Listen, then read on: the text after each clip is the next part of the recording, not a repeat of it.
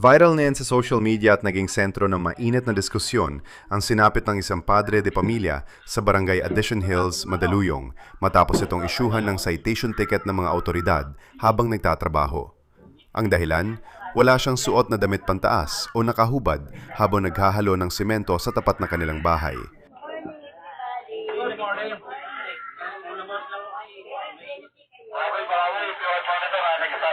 Ang sabing paghuli ay bahagi ng mas pinalakas na Safer Metro Manila Plan sa ilalim ng direktiba ni DILG Secretary John Vic Remulla. Matatandaang nagbabala ang kalihim na bawal na ang mga topless o walang t-shirt sa mga pampublikong lugar, kasabay ng paghihigpit sa curfew at inuman sa kalye upang mapanatili ang disiplina at kaayusan. Bawal na ang mag-inom sa kalye.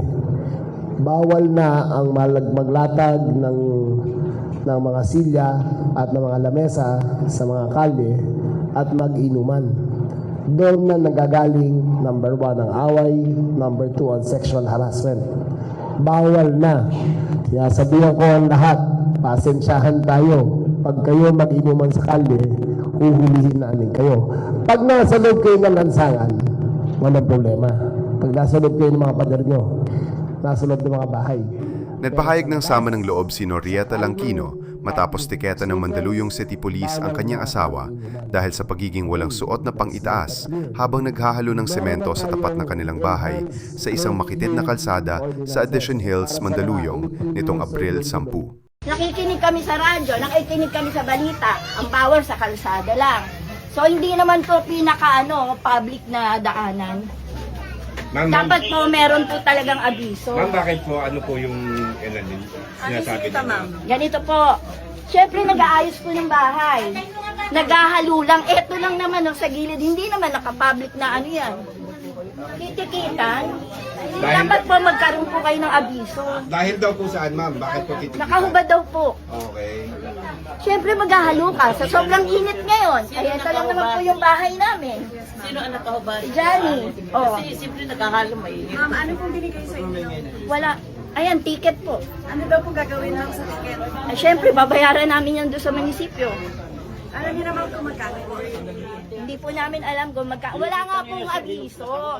Dapat po may abiso, di ba? First offense, second offense. Ayon kay Langquino, mas nararapat umano magbigay muna ng abiso o babala ang mga awtoridad bago mag-issue ng tiket. Dagdag pa niya, ito ang unang pagkakataon sa loob ng 3 taon nilang paninirahan sa lugar na nakakita siya ng ganitong operasyon ng pulisya. Alam po namin na Sa kabila ng layunin ng gobyerno na itaguyod ang public decency, marami sa mga netizen ang bumatiko sa insidente. Giit na marami, tila anti-poor ang pagpapatupad nito, lalo na sa mga manggagawang nasa ilalim ng sikat ng araw. Paliwanag naman ng Mandaluyong City Police, isinagawa ang operasyon katuwang ang buong Eastern Police District sa ilalim ng Simultaneous Interagency Anti-Criminality Operations, SACLEO, upang ipatupad ang mga lokal na ordinansa, kabilang ang pagbabawal sa paglabas sa pampublikong lugar ng walang suot na pang-itaas. Bawal na? Bawal na po ba yun? Diba? Kalalabas lang o kaaano lang ng titikitan. Dapat po may abiso kayo. Kung ma'am, kaya lang siya nakahubad kasi may ginagawa. Yes po! Opo. Ano po ba yung ginagawa niya? Ayan nga po, naghahalo. Naghahalo po. Ano gusto nyo? Mahimatay yung tao habang naghahalo? Sa sobrang init po, kailangan din po yun. Madalas po ba sila mag-ikot, ma'am, o ngayon lang po? Hindi nga ngayon lang. Ngayon na sila ng bigla. Dapat may abiso kayo. Hindi yung bigla, hindi yung bigla kayong umaano. Ay natural.